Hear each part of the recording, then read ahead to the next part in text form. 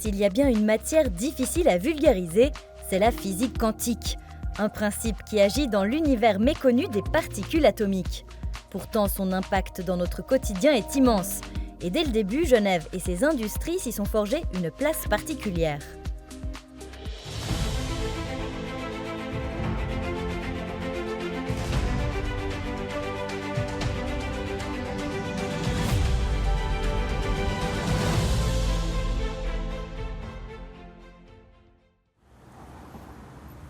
Alors qui de mieux qu'un professeur de l'Université de Genève pour percer les secrets de la quantique ? Monsieur Brunner, merci de nous recevoir ici à l'ancienne école de médecine, bâtiment emblématique. Qu'est-ce qu'on y fait? Alors ici, on est à l'Université de Genève, au département de physique appliquée. Et donc, voilà, on y fait des recherches en physique. Vous êtes professeur de ce département. Sur quoi travaillez-vous? Alors, ma spécialité, c'est la physique quantique. Et donc, je l'étudie au niveau fondamental, mais également ses applications. Et alors, ces applications ici dans ce bâtiment, j'imagine qu'il y en a plein. Il y en a plein. Venez, je vais vous montrer. On va au laboratoire. Je vous suis.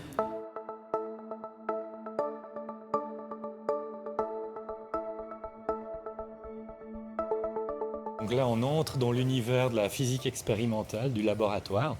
Donc ici, c'est un laboratoire avec des expériences optiques, donc avec des lasers. Et on travaille sur les propriétés des photons, les particules de lumière, et comment est-ce qu'on peut les exploiter pour communiquer de manière nouvelle et utile.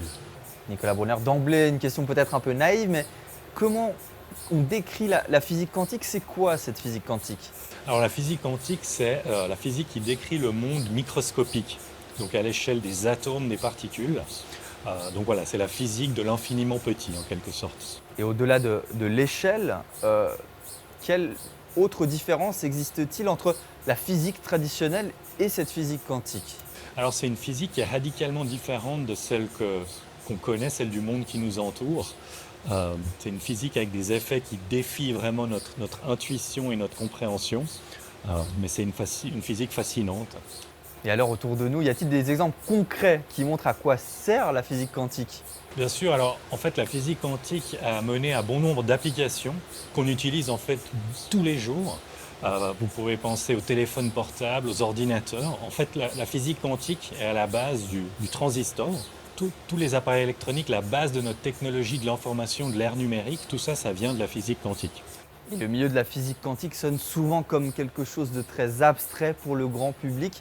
Peut-être avez-vous un concept que vous pouvez vulgariser en quelques mots? Alors on va essayer. Donc en physique quantique, une idée très importante est celle de superposition. Donc on imagine une particule quantique, une petite bille. Cette bille peut se trouver à gauche, elle peut se trouver à droite. La physique quantique nous dit qu'elle peut également se trouver dans un état de superposition dans lequel elle est à gauche et à droite en même temps. Donc c'est pas l'un ou l'autre, elle est à gauche et à droite en même temps. Alors effectivement, ça diffère de ce qu'on pense et ce qu'on voit dans notre monde à nous, entre guillemets.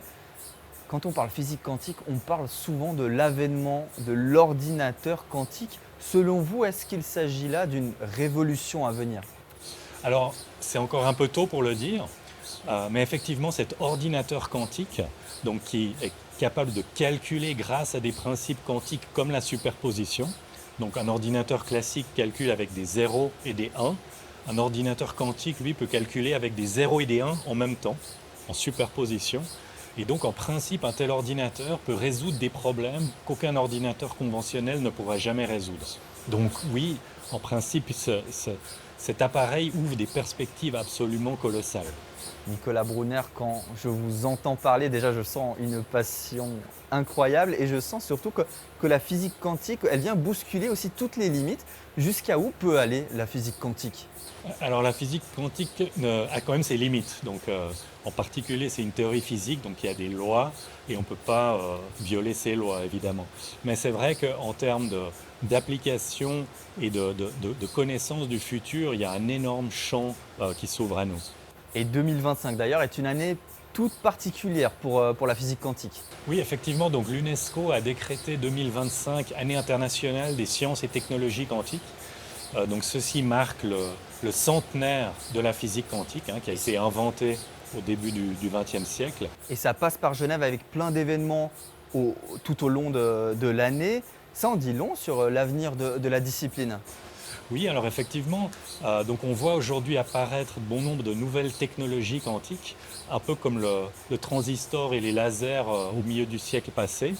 C'est encore un peu tôt pour dire quel va être vraiment l'impact de toutes ces nouvelles technologies, mais c'est quelque chose qui est extrêmement important avec des grands enjeux à travers le monde.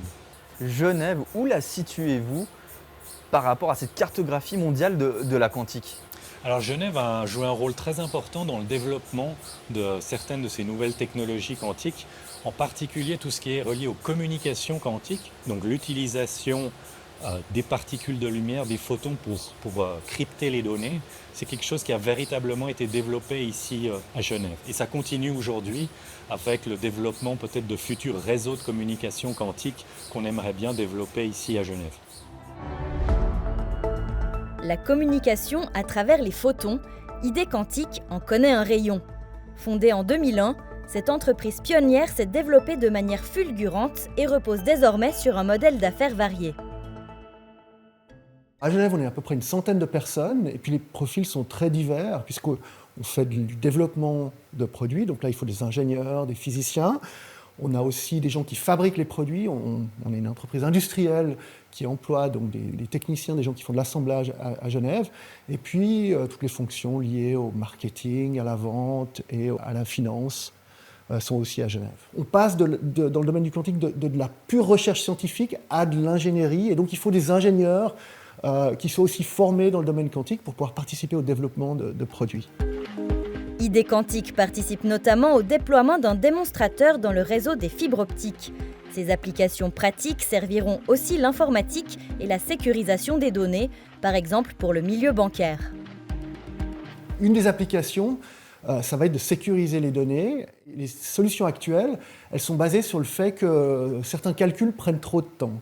Le problème, évidemment, c'est qu'avec le développement de nouveaux ordinateurs, entre autres aussi quantiques, eh bien, ces calculs vont devenir de plus en plus faciles et donc il faut trouver de nouvelles solutions pour protéger l'information. Donc on peut utiliser ça pour détecter des interceptions sur un système de communication et avoir une sécurité qui est basée non pas sur la difficulté d'un calcul, mais sur des propriétés physiques fondamentales et des lois de la physique. Si la théorie de la quantique est née il y a plus d'un siècle, elle ne cesse d'évoluer. Des enjeux toujours plus capitaux continuent d'émerger. On est à un moment très intéressant. On parle du début de la deuxième révolution quantique. Maintenant, l'idée, c'est qu'on est capable de travailler avec un photon à la fois, un électron à la fois. Il y a 3 domaines clés dans cette seconde révolution quantique. Premièrement, le calcul quantique, avoir des ordinateurs qui fonctionnent sur certains problèmes particuliers beaucoup plus rapidement que les ordinateurs classiques. Deuxièmement, les communications quantiques, sécuriser les communications sur la base du fait qu'une interception va être détectable à travers une perturbation. Et la troisième, c'est les capteurs quantiques, c'est de mesurer des propriétés, que ce soit le temps, que ce soit le champ magnétique, la gravitation, en utilisant des phénomènes quantiques et donc avoir une sensibilité ultime. Pour mieux décrire le phénomène de la quantique, imaginez un match de tennis. L'émetteur prend une balle de tennis, il inscrit le message sur la balle de tennis, il l'envoie à travers le terrain, puis le récepteur attrape la balle de tennis et lit le message. Et le problème, c'est qu'on pourrait imaginer quelqu'un au milieu avec un fil à papillon qui intercepte la balle de tennis et qui lit le message. Nous, ce qu'on va faire, c'est qu'on va remplacer la balle de tennis par une bulle de savon. Une bulle de savon, c'est fragile, donc si quelqu'un tente de l'intercepter lorsqu'elle est transmise, la communication est perturbée et on va détecter cette perturbation. C'est au campus Biotech qu'est né l'Open Quantum Institute, aujourd'hui hébergé au CERN. La structure, créée il y a 2 ans par la fondation GESDA, veille à ce que l'on puisse exploiter l'ordinateur quantique pour le bien de tous. L'objectif, c'est d'amener les meilleurs chercheurs quantiques du monde à travailler avec les organisations onusiennes ici à Genève, comme par exemple l'OMS, comme UN Habitat, comme d'autres qui travaillent par exemple sur les problématiques du climat ou le Programme alimentaire mondial, à explorer comment on peut utiliser l'ordinateur quantique pour leurs problèmes spécifiques du terrain. Le GESDA réunit donc sous une même égide recherche scientifique, industrie applicative et enjeux humanistes, avec une expertise reconnue. Ce que fait le GESDA, c'est qu'il amène l'angle politique et la résonance politique. C'est la diplomatie scientifique. Il s'agit de discuter avec des organisations comme ITU, par exemple, juste à côté, les questions de standardisation qui sont extrêmement importantes pour le déploiement de l'ordinateur quantique. Les applications concrètes visées par cet institut au service de l'humanité couvrent un large spectre. On explore par exemple comment est-ce que l'ordinateur quantique peut nous permettre d'accélérer la découverte de nouveaux antibiotiques. On regarde avec d'autres organisations onusiennes comment est-ce qu'on peut créer des nouveaux matériaux, par exemple pour le stockage de l'énergie, mais aussi pour aller capturer du dioxyde de carbone dans l'atmosphère, réduire l'impact sur le changement climatique. On regarde des problématiques autour de l'efficience nutritionnelle, comme le Programme alimentaire mondial, par exemple, dont le directeur de l'innovation fait partie du comité consultatif de l'Open Quantum Institute. Si la conception de l'ordinateur quantique n'est pas encore finalisée, ces développements permettent de sérieuses avancées. On peut déjà commencer à profiler des applications. Et c'est important de le faire maintenant pour qu'on soit dans les starting blocks quand l'ordinateur en lui-même sera complètement déployé à l'échelle. Jamais vous n'aurez la possibilité d'avoir un ordinateur quantique qui va répondre à toutes les questions. Les problèmes que l'ordinateur quantique nous permet d'adresser sont très spécifiques et c'est pour ça que c'est important d'avoir une institution comme l'Open Quantum Institute ici à Genève pour être sûr que ces problèmes bien spécifiques soient ceux qui aident à progresser l'agenda de l'ONU. 2025, année internationale des sciences et technologies, résonne particulièrement à Genève pour son expertise quantique. Experts et industries en sont certains, la mouvance n'en est qu'à ses débuts. Dans le monde de demain, la quantique aura toujours plus une place de choix.